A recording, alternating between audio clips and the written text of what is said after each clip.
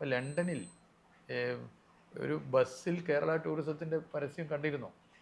വായിച്ചു കണ്ടിരുന്നല്ലോ. ഞാനത്. അപ്പോൾ ആ ബസ് ഇങ്ങനെ മൂവ് ചെയ്യുമ്പോൾ നമ്മുടെ ഡെസ്റ്റിനേഷൻ ആ രാജ്യത്ത് ഇങ്ങനെ അറിയപ്പെടും. എത്ര മലയാളികളാണ് അവിടുന്ന് സന്തോഷത്തോടെ വിളിക്കുന്നതും മെസ്സേജ് അയക്കുന്നതും. ഞാനവിടെ 2 കൊല്ലം മുമ്പ് പോയപ്പോൾ അവർ വന്നത് പറഞ്ഞു. അപ്പം അതൊക്കെ ഒരു പുതിയ പുതിയ ചുവടുവെപ്പുകളാണ്. ഇപ്പോൾ വയനാട് നല്ല സ്ഥലമല്ലേ? വയനാട് പോയിട്ടില്ലേ? മനോഹരമായ സ്ഥലമാണ്. വയനാട് എനിക്ക് ബാംഗ്ലൂരിൻ്റെ തൊട്ടടുത്താണ്. വയനാട്ടുകാർക്ക് തിരുവനന്തപുരത്ത് എത്തുന്നതിനേക്കാൾ എളുപ്പം ബാംഗ്ലൂർ എത്താൻ. കർണാടക ക്യാപിറ്റലാണ്, കേരള തലസ്ഥാനത്തേക്കാൾ അവർക്ക് എളുപ്പം. പക്ഷേ ബാംഗ്ലൂരല്ലേ വയനാട് മാർക്കറ്റ് ചെയ്യപ്പെടുന്നത്. നമ്മൾ വയനാട് ടൂറിസത്തെ അങ്ങനെ ഒരു രീതി കണ്ടോ? നമ്മൾ അതിന് ശേഷം ബാംഗ്ലൂർ കോൺസെൻട്രേറ്റ് ചെയ്തു. ഇന്ത്യയിലെ പ്രധാനപ്പെട്ട IT ഹബ്ബാണ്. എല്ലാ സിനിമാ തിയേറ്ററിലും ബാംഗ്ലൂർ പോയിട്ടുണ്ട്, സിനിമ കണ്ടിട്ടുണ്ടെങ്കിൽ കാണാം വയനാട് ടൂറിസത്തിൻ്റെ പരസ്യമാണ്.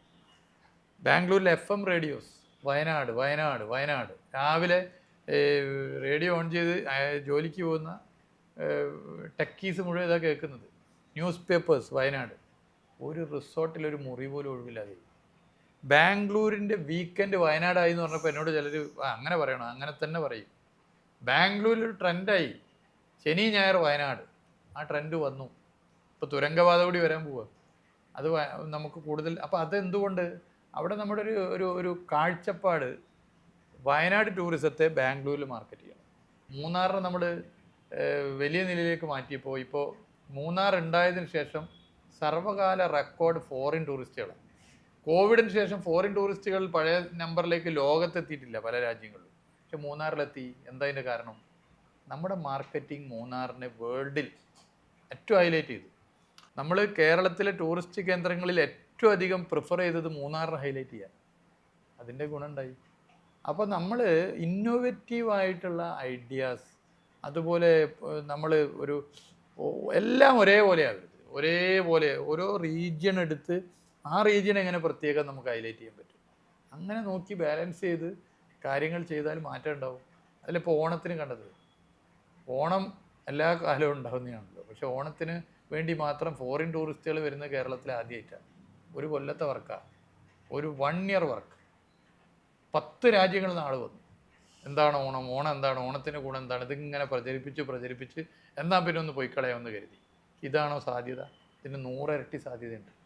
അപ്പോൾ ഓണം, മതസാഹോദര്യം, കേരളത്തിൻ്റെ സമൃദ്ധി, സ്നേഹം, സഹവർത്തിത്വം, ഓണത്തിൻ്റെ പ്രത്യേകത, കേരളത്തിലാകെയുള്ള ഓണാഘോഷം, ഇതൊക്കെ കൊണ്ട് ലോകത്ത് മാർക്കറ്റ് ചെയ്യാൻ പറ്റിയാൽ സ്പെയിനിലും ജപ്പാനിലും ഒക്കെ ചില പ്രധാനപ്പെട്ട ഫെസ്റ്റിവലുകൾ നിങ്ങൾ കണ്ടില്ല, അതിനുവേണ്ടി മാത്രം ആൾ വരുന്നു. അതുപോലെ കേരളത്തിലേക്ക് ഓണത്തിന് ആൾ വരും. അങ്ങനെ വരുമ്പോൾ നമ്മുടെ റവന്യൂ വർദ്ധിക്കും. ഓണത്തിന് വരുന്നവർ പിന്നെ ഓണത്തിന് മാത്രമായിട്ടല്ല വരും, ആ രാജ്യത്ത് നിന്ന് പല സമയത്തും വരും. ഇപ്പോൾ ഫെസ്റ്റിവലുകളെ നമ്മൾ മാർക്കറ്റ് ചെയ്യുന്നു, പ്രത്യേക സ്ഥലങ്ങളിലെ പ്രത്യേക സ്ഥലത്ത് മാർക്കറ്റ് ചെയ്യുന്നു, ഇന്നോവേറ്റീവായിട്ടുള്ള ഐഡിയാസ് വരുന്നു. ഇതാണ് ടൂറിസത്തിന് വേണ്ടത്. അപ്പം അത് നമുക്ക് നല്ല മാറ്റം ഉണ്ടാക്കാൻ സാധിച്ചു. ഇത് ഒരു സാധാരണ ഒരു മിനിസ്റ്ററെ നമ്മൾ എടുത്ത കേരളത്തിൽ ഏത് വീട്ടിൽ പോയാലും ഉള്ള പോലെയല്ല സാറിൻ്റെ വീട്. അപ്പോൾ സാറ് റിലാക്സ് ചെയ്യാനായിട്ട് ഇത് ഒരു അൺവൈൻഡ് ചെയ്യാനായിട്ട് ചെല്ലുമ്പോൾ കേരളത്തിലെ ഏറ്റവും വലിയ നേതാവിൻ്റെ, മുഖ്യമന്ത്രിയുടെ വീട്ടിലോട്ടാണ് സാറ് ചെല്ലേണ്ടി വരുന്നത് പലപ്പോഴും.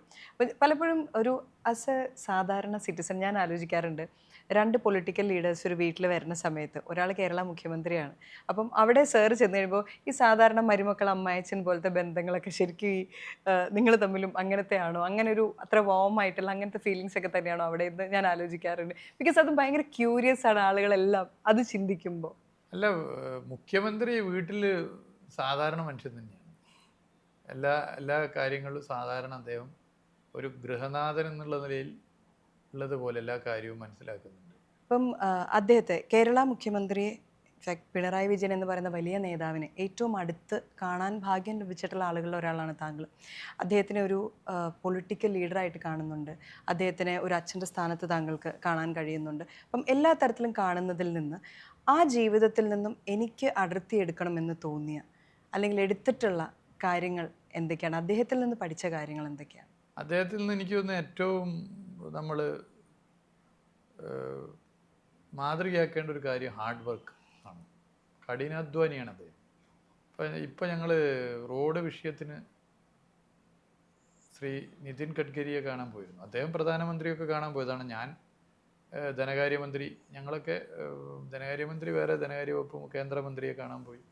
റോഡ് വിഷയം, ഹൈവേ വിഷയത്തിന് പോയിരുന്നു. അങ്ങനെ ഒരുമിച്ചുള്ള യാത്രയും അദ്ദേഹം മുഖ്യമന്ത്രി അവിടെ മുന്നിലിരിക്കുന്നുണ്ട്, ഞങ്ങൾ ബാക്കിലിരിക്കുന്നുണ്ട്.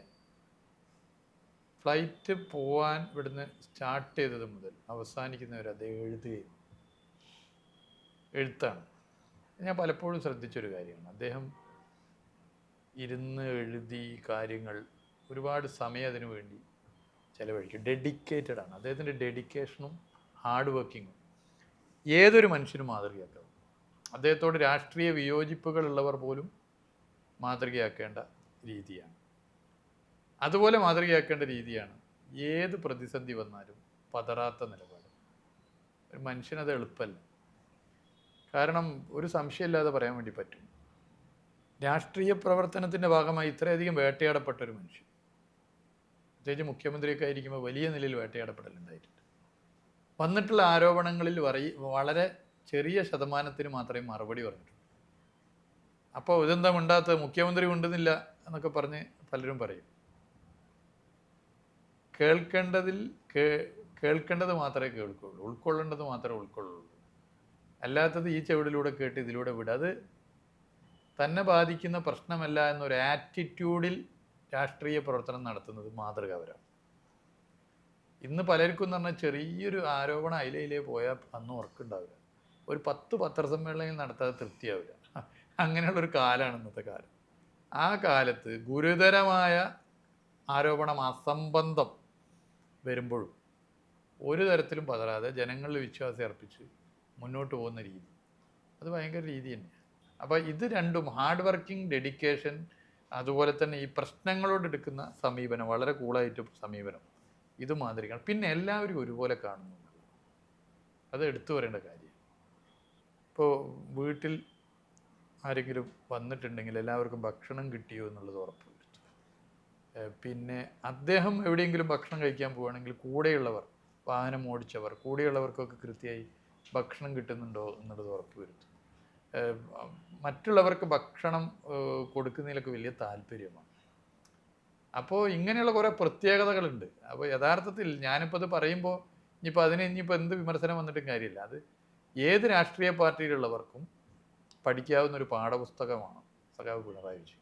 ഒരു ആളെപ്പറ്റി അങ്ങനെ ഒരു തെറ്റായ ഒരു വ്യക്തിപരമായ ഒരു ആക്ഷേപം ഉന്നയിച്ച് നശിപ്പിക്കുക, അല്ലെങ്കിൽ ഇപ്പോൾ രാഷ്ട്രീയ രംഗത്ത് മറ്റൊരു ചേരിയിലാണെങ്കിൽ അവർക്കെന്തെങ്കിലും ഒരു ഒരു ഒരു പ്രശ്നം വന്നാൽ അതെങ്ങനെ വഷളാക്കി അവരെ നശിപ്പിക്കുക, അങ്ങനെയൊന്നും ചിന്തിക്കുന്നില്ല.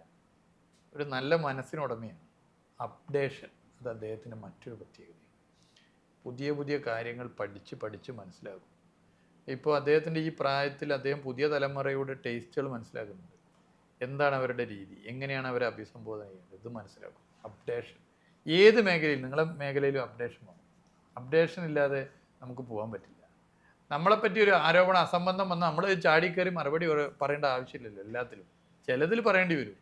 അതുപോലെ ഹാർഡ് വർക്കിംഗ്, ഡെഡിക്കേഷൻ, എല്ലാവരും ഒരുപോലെ കാണാനുള്ള മനോഭാവം, ഇതൊക്കെ അദ്ദേഹത്തിൽ നിന്നും പഠിക്കേണ്ട കാര്യങ്ങളാണ്. പക്ഷേ ഈ ആരോപണങ്ങളെ കുറിച്ച് പറയുമ്പോൾ, ഇതിപ്പോൾ ഒരാൾക്കെതിരെ ആരോപണം വരുമ്പോൾ നമുക്ക് ഈ ചെവി കൂടെ കേട്ട് കളയാമെന്ന് വിചാരിക്കാം. പക്ഷെ നിങ്ങൾ കടന്നു പോകുന്നതെന്ന് വെച്ചിട്ടുണ്ടെങ്കിൽ ഒരു കുടുംബത്തിലെ എല്ലാവരെക്കുറിച്ചും ഏതെങ്കിലുമൊക്കെ പോയിന്റിൽ ആരോപണങ്ങളാണ്. അതായത് അതിൽ ഒരാളെപ്പോലും വെറുതെ വിടാത്ത ആരോപണങ്ങൾ. ഒരു ഭാര്യ ഭർത്താവ്, ഇപ്പം നമ്മളങ്ങനെ ഒരു കുടുംബമായിട്ട് ജീവിക്കുന്ന സമയത്ത് ഈ ആരോപണങ്ങൾ വന്നു കഴിയുമ്പോൾ ആസ് എ കപ്പിൾ അത് നമ്മൾ എത്ര മൈൻഡ് ചെയ്യേണ്ടതെന്ന് വിചാരിച്ചാലും അത് അഫക്റ്റ് ചെയ്യുന്ന സിറ്റുവേഷൻസ് വരത്തില്ലേ? അതായത് പിണറായി വിജയൻ സാറിന് പറ്റുന്നുണ്ടാവാം ഇതെല്ലാം, ഞാനത് മൈൻഡ് ചെയ്യുന്നില്ല എന്ന് പറഞ്ഞു പോകാൻ. പക്ഷേ നിങ്ങൾക്ക് രണ്ടുപേർക്കും, നിങ്ങൾ കുറേ കൂടെ ചെറുപ്പമല്ലേ, അത്രയും ആ ഒരു ഇതിലോട്ട് എത്താൻ പറ്റിയിട്ടുണ്ടോ? എന്ത് വന്നിട്ടുണ്ടെങ്കിലും എൻ്റെ സത്യങ്ങൾ എനിക്കറിയാം, അത് മതി എന്നൊരു ഇതിലോട്ട് എത്താനായിട്ട്. വീണയെ സംബന്ധിച്ചിടത്തോളം വീണയും ഇത്തരം കാര്യങ്ങൾ ആകെ ഒരു വറീഡാവുന്ന ഒരു നേച്ചറല്ല. ഞാനിപ്പോൾ ഏറെക്കുറെ എങ്ങനെയും മാറിക്കഴിഞ്ഞിട്ടുണ്ട്. നേരത്തെയൊക്കെ വളരെ നേരത്തേക്കാണ് ഞാൻ വളരെ വറീഡാവുന്ന ആളാണ്. ഇപ്പോൾ മാറി. ഇപ്പോൾ ഒരു ആരോപണം വന്നു കഴിഞ്ഞാൽ നമ്മൾ പിന്നെ നാട്ടുകാരെ കാണുമല്ലോ, കൈ ഇങ്ങനെ പൊക്കി അഭിവാദ്യം ചെയ്യാത്ത ആളിപ്പോൾ കൈ പൊക്കി അഭിവാദ്യം ചെയ്യും. നേരത്തെ കൈ ഇങ്ങനെ പൊക്കി നമ്മളെ വിഷ് ചെയ്യുന്ന ആൾ ക്ഷയിക്കേണ്ടി ഇരുന്നു. നേരത്തെ ക്ഷയിക്കേണ്ടി ഇരുന്ന ആളൊന്ന് കെട്ടിപ്പിടിക്കുന്നു. അപ്പം അതിന് നമ്മൾ മനസ്സിലാക്കുന്നത് എന്താ? ജനം അകലുകയല്ല, അടുക്കുകയാണ്. അത് നമുക്ക് തരുന്നൊരു ആത്മവിശ്വാസം.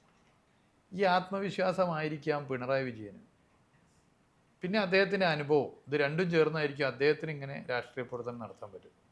അപ്പം ഞാനിപ്പോൾ പൊതുവേ കാണുന്നത്, ജനം ഇതൊന്നും മുഖവിലക്ക് എടുക്കുന്നില്ല. ജനത്തിനും ജനത്തിൻ്റെതായ കാഴ്ചപ്പാടുണ്ട്, കൃത്യമായ ധാരണയുണ്ട്.